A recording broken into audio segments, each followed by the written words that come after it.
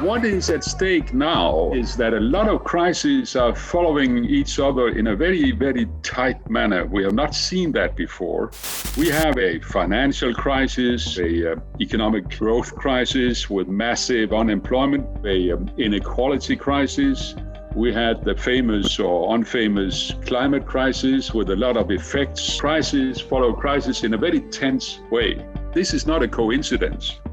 The major crisis is the global capitalism, which will make our situation, per definition and with a frightening logic, worse and worse year by year. And if we don't change very dramatically, we are risking that my generation's grandchildren, they will have a poorer life.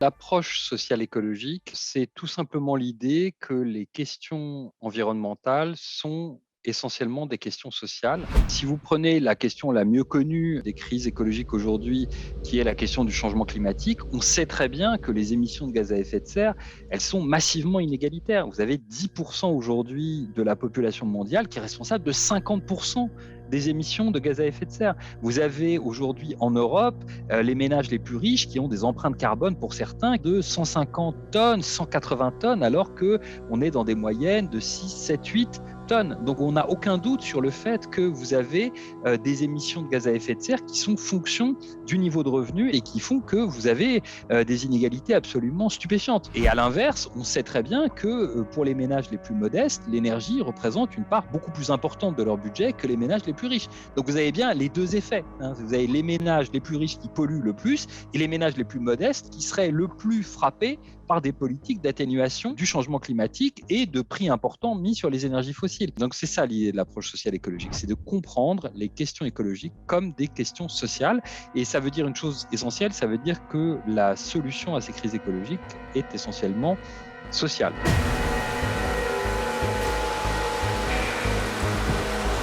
Nous ne pouvons pas laisser les effets du changement climatique frapper les plus vulnérables d'entre nous. Face aux phénomènes extrêmes qui vont se multiplier, nous devons concevoir une assurance publique qui fonctionnerait comme un régime national d'assurance maladie afin de coordonner les différents systèmes de mutualisation des risques. Nous devons faire en sorte que l'accès à l'énergie soit un droit social fondamental. Nous devrons aligner les objectifs politiques de la PAC avec notre objectif climatique. L'agriculture et l'industrie forestière sont responsables de plus de 30% d'émissions de gaz à effet de serre à l'échelle du monde. Nous le savons. Or, une agriculture plus saine est bonne pour la planète et la santé humaine. L'alimentation de qualité doit être accessible à tous. C'est possible, nous en sommes persuadés. Il est tout aussi évident que la biodiversité et les écosystèmes sont essentiels à la vie.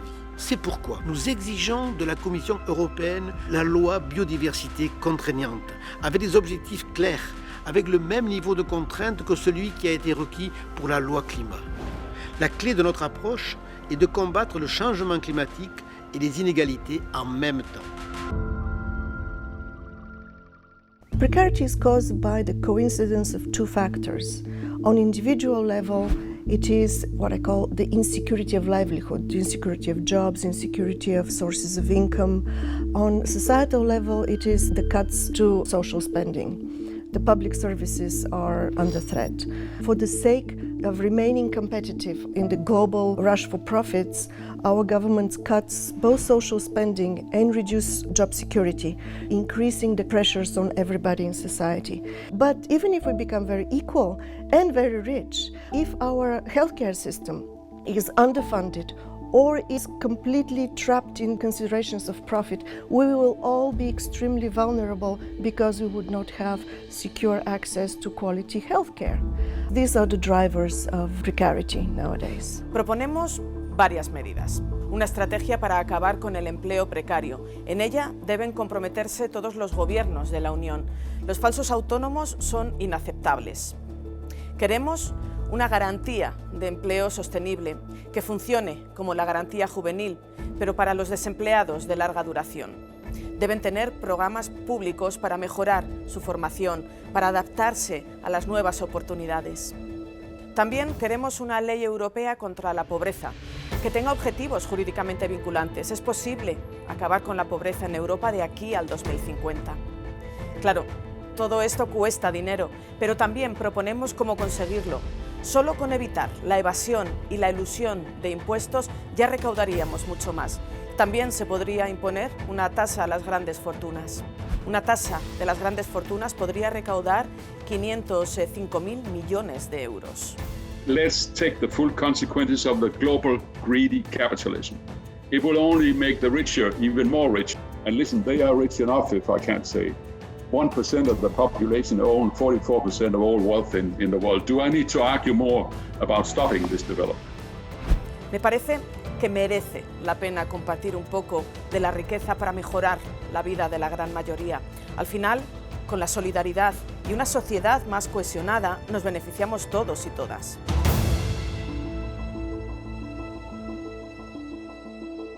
Up till this very moment, it has been the norm that our policy is created and focusing on creating new growth. If you can make new growth, you can make new jobs, and when you have new jobs, they pay taxes, and we have more money for welfare, and more people will be good. But the point is that this is not the true picture. If you narrow to focus on the growth question alone, you're missing all the other policies you need to do.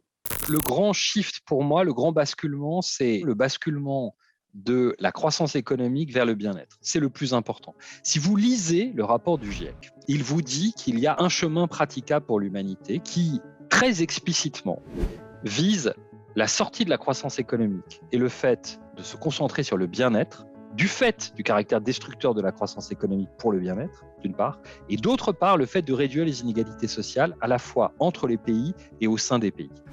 To achieve these goals, we must enshrine them in law. We have done it for the climate goals with the climate law.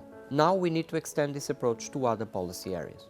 Our proposal is that we need to develop the Growth and Stability Pact into a sustainable well-being pact.